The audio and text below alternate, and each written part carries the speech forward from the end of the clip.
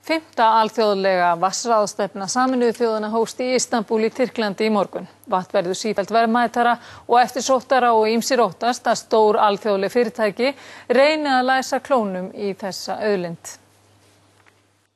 Sameinuðu þjóðirnar efna til ráðstefnu vatn á 3 ára fresti.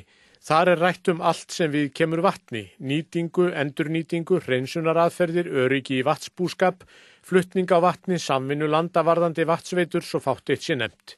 Tyrkir hafa árabil selt vatn úr landi, einkum til Ísraels, og undanfarið hafa í Tyrklandi orðið til hópar sem vilja sjá til þess að stórfyrirtæki komist ekki með klærnar í vatnið eins og hefur til dæmis gerst á Indlandi með alvarlegum afleiðingum fyrir íbúana.